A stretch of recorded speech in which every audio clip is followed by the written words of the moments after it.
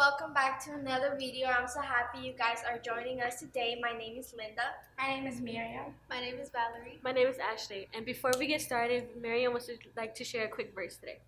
Today my verse is in Ecclesiastes 3:1-4. For everything there is a season, a time for every activity under heaven, a time to cry and a time to laugh, a time to grieve and a time to dance. And what I think it says that there's a time for everything, but we should also have time for Jesus alone and to praise and worship Him. Amen. And today we will also be presenting you guys a dance. Yes, it's King of My Heart, pronounce my pronunciation. It's King of My Heart's Stephanie Gertzinger and Jeremy Riddle. Yes. So, in your opinion, what does this song represent to you? That he's the controller of your whole heart and your whole body. Yeah, it's like as if your heart, it's like a temple, and God's the one, He's the king over the temple. So He's basically protecting over your heart. Yeah, I agree. It's like He's the one who created you, so He's kind of the controller. I agree with all of you, but for me personally, the song is just telling me that God is the king and that He's in control of all of our lives and that He's the one leading us every day and protecting us. And in your opinion, what was one of your favorite parts of creating this choreography? Because we created it together, this one I remember. One of the parts he says, you're never gonna let me down. That part really hits me because you can always trust in God and trust in His word, and He will never let you down in any condition you have. Yeah, I really agree with that. That's a really good part of the song. And the other part, you are good. That's also another really good part. I think those two could relate. That He's good and He's always going to be there for you. In general, I just think that this song speaks a lot, and it's a way of us God letting us know that He will always be in control, and no matter what we do, no matter how much we sin, He would always love us and He would always be with us wherever we go, and that He will never let us down. He keeps His promises, and whatever His purpose is for us, He will make it happen, even if we think it's impossible. But God always has a purpose and He always keeps His promises, and I think it's something that we always have to remember. Yeah, we just have to believe and trust in Him. So, what was one of the best parts that you would describe of the choreography? What was, for you, what made this choreography happen? How do you think all these steps came together? God controlled us to make all these steps for us, and He brought it into our hearts, and He's the king of our hearts, so He's telling us what choreography to do. Yeah, I would think of it as like a spiritual type feeling, like kind of like an instinct, sort of, but it's like God telling you like how to express your feelings through like a certain way, through dancing, and it just all comes together through what He shows you, and I think that's beautiful. Yeah, it was just all of us working together to bring our new ideas. Yeah, I think it's like what Valerie said. It was more like a spiritual thing, because when we started the song, creating the choreography, we were struggling because we didn't know what to do. We didn't want it to do something repetitive, and it was just out of nowhere. We just all started doing steps, and then the choreography came together, and that's how we created King of My Heart. And we hope you guys enjoyed the dance that we all created.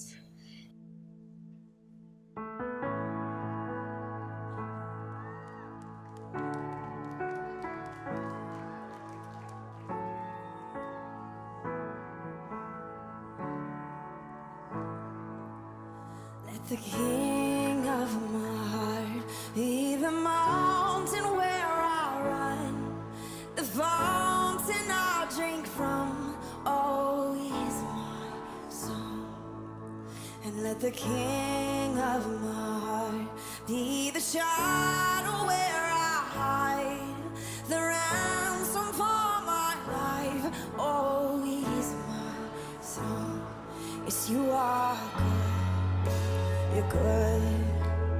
Oh, You are good. You're good. Oh, You are good. You're good.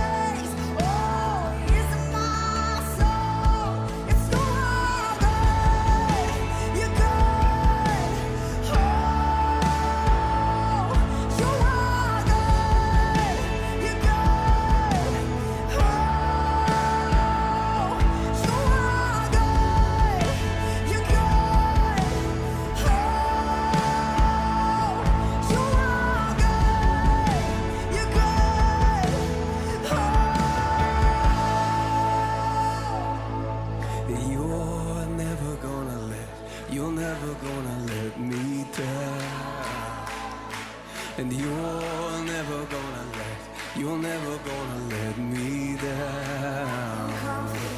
You're never gonna let me down. No, Lord, you're never gonna let me down. I'm confident this morning. You're never gonna let me down. You're never gonna let me down. You're never gonna let me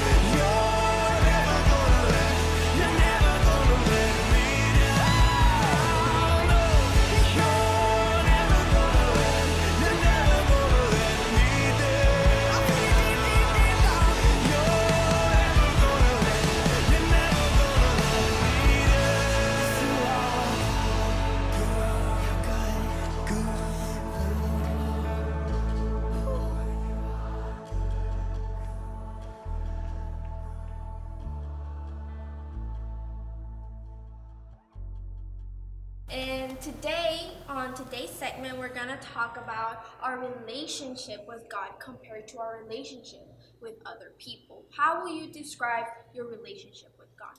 Right now, at this mindset, me personally, I feel like I'm not as close as him as I always wanted to be. For the past days, it's been hard for me lately, and it was I'd probably say Saturday or Friday that God hit me with this message that He brought to me, and it was a mind changer to me. And I talked with Sister Jenny, and she gave me so many information of it, and it was the best thing. I think my relationship with him is it is good, but then it could be better with him as well. For me, there were moments where it was like so perfect. Like I prayed every day. I was all in the Word. And there were other moments where I would just fall apart and just like forget about everything. And of course, that affected my life. It affected my emotions, my health. And it got really bad to where God showed me, yo, something's wrong. You gotta come back. So then I had to fix my ways and get back to the Word. She has to get back to the right path. Yes. I agree with what you guys are saying because it is sometimes hard to, always remember to pray, even though you know you have to pray every single day and have that communication with God. I personally can say like I've lost some of that. It's not the relationship that I want to have with God because I know it can be so much better, and I know I need to work on that. And it's through prayer that you're gonna find that amazing relationship that you're gonna have with God. How will you say your relationship with people is? I say it doesn't compare the relationship I have with God, because for God I look at Him in a different way, because everybody looks at people in a different way, and that's how our life is sadly in this whole world, because we all get labeled. And but personally, my relationship between human beings and God is super different, because God, I put full trust in Him. I put my name in Him. He has His name in me. But for other people, it's hard to do that lately, because everybody is just like not either like toxic or everything that you can't really put trust in them for. Yeah, I think that my relationship with God would be better. It's better with humans because humans sometimes, even your best friend, that you had since childhood, they could betray you somehow. with a secret or something. But God, you know that you can always talk to Him, come out with your feelings or dreams or whatever, and He will never let you down. You don't need to be afraid of being exposed by what you said or what you did. You can always come to him and talk to him about it, and you don't always got to go to people. But the main purpose, you need to go to God because he has every single answer for all your problems. For me, like I said, since I've somehow just fallen apart from God, I rely on the people I know to help me get through things. And so I'm the one I put my trust in them and not mostly God. So when I put my trust in certain people and then they lose that trust, that affects me and I start to blame myself, which I think, why did I do that? I know I should have just put my trust in God. He has all control. So that's just something about my mindset that affects me with people and God. It's a lesson that we can learn sometimes. Yeah, I think because of experiences that we go, we experience life, we sometimes have bad experiences that make us have trust issues with people, or we don't have a good connection with people, and we feel, well, if I trust this person, I'm gonna think they did what this other person did in the past, and I'm scared of trusting people. But it's always trusting God, and for you to pray for Him and ask Him, let me trust people and love these people, because I think also having communication with people is important, because as children of God, we're supposed to say the word to others, spread it to others. So I think it's one of the reasons why having a relationship with people is very important. Yeah, because I have this one friend at school who, she's not very depressed now, but she was before, and she would have like big time trust issues. Like she wouldn't even trust me, no matter how close we were. And other friends, she wouldn't really trust them. She had a lot of trust issues, but I continue to be her friend because I know that as our job here on earth as Christians is to help those people to break out of their shell and to know Jesus so they can go up to heaven as well.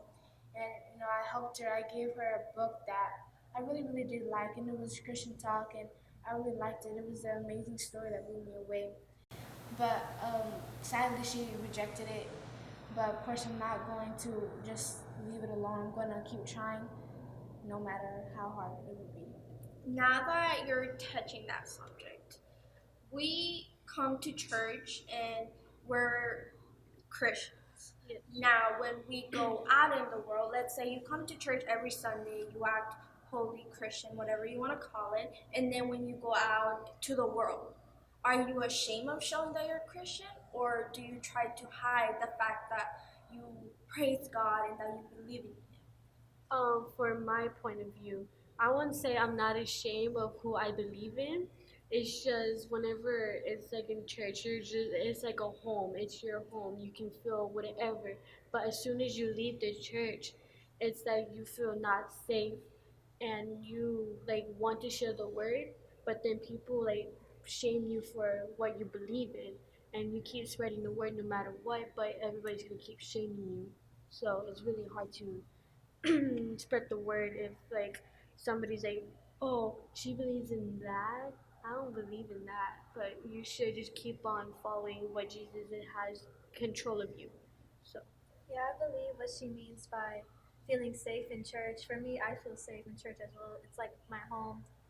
But like once I leave, I still have that mindset like, okay, God is with me. But then I'm not ashamed either. I'm so proud to be a Christian. But then there are moments where I just forget and then I do bad things and then that affects me. So then I'm like, I want to come back to church. I need to come to church. It's like I can't go home and try to fix what happened. It's like I have to be at church. I need to cry at church. I can't cry at home. It's like it's not gonna do anything for me. yeah, Yeah, I think the church is a place where we all gather, and it's a place we should all feel safe because everyone is not the same, but we all have the same religion. We all believe in the same thing, so we all have the same feelings for Jesus. and we all can come together and just praise and worship the Lord that we all have. I agree with what y'all are saying. As Christians, we feel the church is like our safe place, our home that is basically perhaps the only place where we can worship God with all that we have in our heart. But as Christians, it's our duty basically to go to other people who maybe don't know about him and speak the word about him. And I feel like sometimes you don't want to because you're scared of what other people will say, like, oh wow, you believe in God, like, well, he doesn't do anything. But how do you react to that situation when you're speaking to someone about God who doesn't believe, and then they tell you, well, he doesn't exist? What advice will you give them? I think I would just agree to disagree because it's their opinion, it's their mindset. It was partly because it's free will. It's just the same thing as Jesus gave us. It's free will. So they can believe in what they believe in. But I will try a little, not so much like blurt it out, but like give a little hints that of Jesus. Because I think the most thing that I'm scared of sharing Jesus is that rejection. No, he's not real or anything like that. Not that I'm ashamed, because I am proud to be a Christian. It's just that rejection of, like, no, he's not real. How could you believe in these things? And I'm scared that it's going to bring me down or something. But little by little, I will try and bring the word to that same person. Well, for me, I'm not scared of rejection, actually. Whenever somebody rejects me on the word, I just go home and pray for them and make sure they get the word and know that he's in control, and whatever is happening, just pray over them, and whenever you tell them, you pray for them, and then a couple days later a miracle happens. They might start believing, start going to church with you. It happened to me once with one of my homeboys. Yeah, he was in a bad mindset, and I told him to. He didn't believe in God, and I was like, okay, I'm gonna go pray for you. He was like, all right, and then I prayed for him, and a couple of days later, the situation, I don't know where he just started crying, and then I don't know where he started praying, and then he started to believe in God, and he started to go to church. So that was a big miracle that happened in my life, and I was proud of it. For me, there is this one time I was young, so it's like I'm a kid, I believe, but I just don't know. I don't know how to specifically say it to my other friends. One of my friends, she lived a very hard life. She's still living a hard life now. And at lunch, she was just telling me like all these bad things that's been happening, and I was saying, "Well, God's with you. Why don't you just pray?" And I'm trying to remember what she said. It was so like deep to me that it kind of hit me in a way. She was like, well, if God is real, then why did he make my grandma die on Christmas? And as a young person, I didn't know how to respond to that. So I just said, well, it was probably for a good reason. But it was God's plan to do that in a way, and it was for her. It's either she was suffering and she was hiding it, and God didn't want her to suffer no more. So I think that when we face like that rejection, when we speak to someone about God and they don't believe it, it's not that like once they say, well, I don't believe in that, you're just gonna stop there and just leave it there. I think it's more pray for them because it's the best thing you can do. Just pray for them, and little by little, you will see God do wonderful things in their life, and God will begin to work for them. And it's always prayer. Prayer is the biggest thing I think when we face rejection from others. It's always to pray to God about it, so He can do something in their life. How like your relationship with God? How do you know if it's genuine? How do you know if your relationship with someone like a friend is genuine? How do you tell the difference? the way that you look at them, or the way as you see us. Yeah, I agree. The way that you see Jesus and your friend is kind of a difference. You can see your friend as something not so much as Jesus, or you can see Jesus not so much as a friend. But I think we should all see Jesus as the leader of the house that he is. For me, I see it as like there's two people that you can rely on the most, but it's all up to you. Like, who do you want to rely on the most? You want to rely on your friend because you know them for a very long time. They know you know them a lot. So you know, oh, they can help me with this. But sometimes you just don't know that Jesus, he knows you before you even came into this world. So he's the one who can help you the most without realizing it. I think it's always like you always have to remember that the number one person in your life, besides everything going on, always has to be God. He's always has to be the number one person in your life. He always has to be the number one person that you have to come to. Pray to him all the time, and like our relationship with God should be stronger than our relationship with our friends or family members and all that. I'm not saying that you shouldn't have a strong relationship with friends and family members, but your relationship with God should be stronger than anything in the world. In your opinion, how will you like? What's one advice that you will give people that will help your relationship with God get stronger? Prayer. I think that's, as you said, really important because that's really one of the most ways to connect with God, to know Him better, is prayer and praise and worship. To never like let other people let you down or get you down, but like to always pray even through anything you're going through. And especially like the last video, how it said that they were in jail, but they continued to praise and worship. That's something really also powerful, and I think that could help you to step up your game for Jesus. Yeah. There's another song lyric. It was, "I'll praise you in the storm, and I'll lift my hands no matter who you are or where you are. Where you are. Yeah. And like you can just pray to him no matter what. You can put music. If the rain is one of the things that will help you calm down and you praise him and just cry out to the Lord, you will just feel so amazing. Yeah, for me, I feel like when I'm having moments where I feel like I have to cry and I feel like I just have to break down, because I've been breaking down a lot lately. Um, it's more painful when you do it just thinking about the bad things, but it's more of a relief when I like turn on like some Christian music and I just cry to that music. Like it feels better. It feels like I'm letting everything out to God, and like He's putting good things in me, telling me how to feel, and like just have full control over my mindset as well. I think that personally, it's always prayer, praying to God, and reading the Bible is one of the biggest things. Have like a session of Bible study and read verses from the Bible, because from every verse in the Bible, we can relate some of those verses to our life, and that can help us be better persons. And I think it's always prayer and reading the Bible. What verse would you recommend for them saying? Well, I actually have one, and it's Deuteronomy 3:14, and it says, "Be strong and courageous. Do not be afraid or terrified because of them. For the Lord your God goes with you. He will never leave you nor forsake you." And this verse just basically says that God will always be with me, no matter where I am. He will never forsake me, and we just always have to have Him in our heart. That's the best relationship you can ever have. And to conclude, Valerie would like to share a quick verse with us. Alright. My verse is Isaiah 26:3, and that's, "You will keep in perfect peace those whose minds are steadfast because they trust in you." What I like to say about that is, like, whose minds are loyal.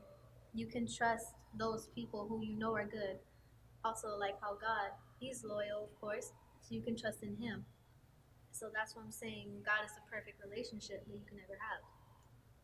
So that is it for today. I hope that you guys enjoyed this video, and also don't forget to follow us on Instagram and on Facebook, VCP Church. And since you're now here on the YouTube channel, might as well go to the link below, I think, and you can subscribe.